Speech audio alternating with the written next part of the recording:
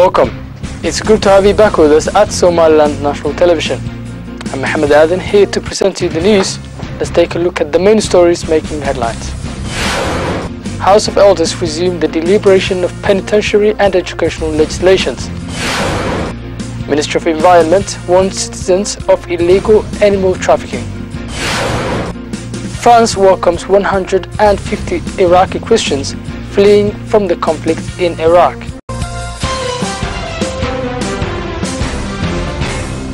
House of Elders resumed deliberation of several bills in a session held at the headquarters of the House of Elders. The session was chaired by the Deputy Speaker of the House of Elders, Sa, and was held to deliberate the legislation of education and jails. Parliamentarians have been provided with copies of legislations they sought to deliberate in the coming days. Sa, chairing the session, informed parliamentarians about the legislations presented to the House to deliberate and approve in the coming weeks. These legislations are widely seen necessary to better serving citizens. Minister of Environment Shukri Haji Ismail Bandara told reporters that security forces detained individuals, found trafficking wild animals and warned people of illegal trafficking of animals. The minister stated that the police officers found 3 wild animals which were being exported to outside world at the airport of ENG Sa. Minister Bandara stated that individuals captured with the wild animals are detained in police custody and are awaiting trial. Minister of Environment Shukri Haji Ismail Bandara warned people of involving in trafficking wild animals, which is prohibited according to the international law.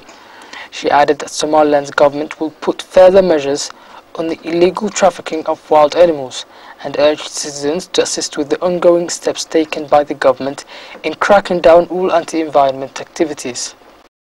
A ceremonial event was held in the capital city of Somaliland, ENG Sa, which a number of universities have participated to display their educational services for a number of students interested in pursuing higher education.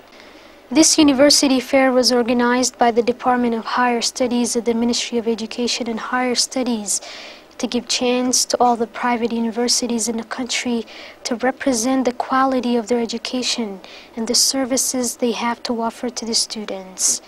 When the war-torn Somaliland reclaimed its independence in 1991, the educational system took time to be rebuilt again, which resulted in the establishment of the first university in Somaliland in 1998. After Amoud University was established in Borama, the government of Somaliland established a new university in the capital, ENG Sa, in the year 2000. That was ENG Sa University, which is today one of the 2 biggest universities in Somaliland, with the highest number of students from across the country. Today, more than 5 universities run in the country with an ever-increasing number of students and a quality of education that keeps on improving as the days go by. These 5 universities were all present at the university's fair at the capital, where Minister of Planning and National Development alongside a number of cabinet ministers were present.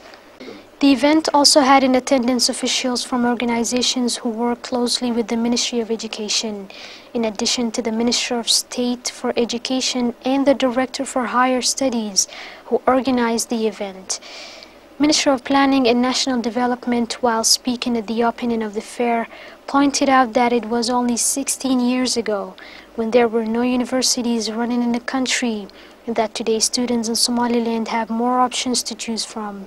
The minister clearly expressed his gratitude to the self-evident development in Somaliland's educational system and the opportunities available for the higher education students in Somaliland. The Director General of the Ministry of Water Resources opened a training workshop for a number of staff from several water organizations. The workshop will continue a duration of 2 days. Director General of the Ministry of Water Resources, speaking at the event, addressed the importance of providing adequate and clean water for the residents of the capital and the country as a whole, and providing available water can only come when people understand the utilization of water resources. The Director General reiterated that the workshop is sought to increase the knowledge of participants and is expected to help provide adequate and drinkable water supplies to all Somaliland citizens. Other keynote speakers at the event highlighted the underlying necessity of utilizing water resources and urged the ministry to continue raising awareness about the easiest ways of helping provide available water to all citizens. The Somaliland ambassador to the United Kingdom, Ali Adan Awale, granted an exclusive interview to SLN TV in which he boasted support for the forthcoming civic registration. Somaliland's ambassador in the UK, Ali Adan Awale, pointed out that Somaliland's diplomatic relations and ties with the foreign countries, especially the UK, is a progressing relationship, and that day after day more understanding and respect is forming between the two nations. The ambassador also highlighted that the civic registration process is ongoing in Somaliland, and he described the national ID card formation as the most important step in every developing nation, and that Somaliland needs it as well.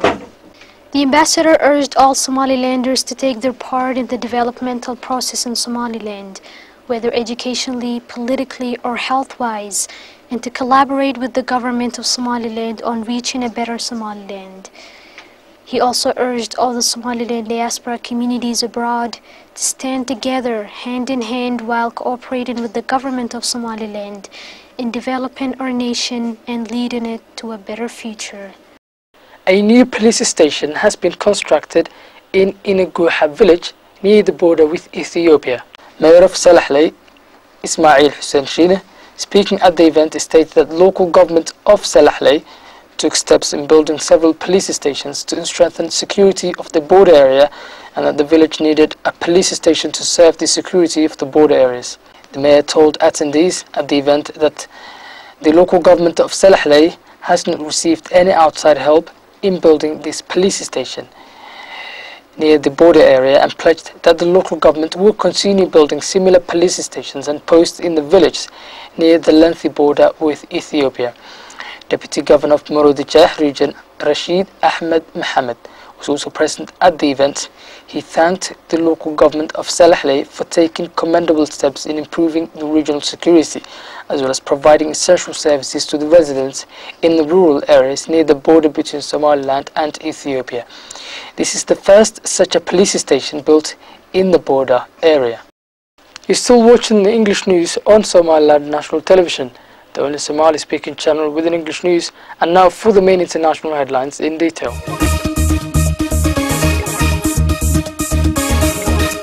France welcomes 150 Iraqi Christians fleeing from the conflict in Iraq.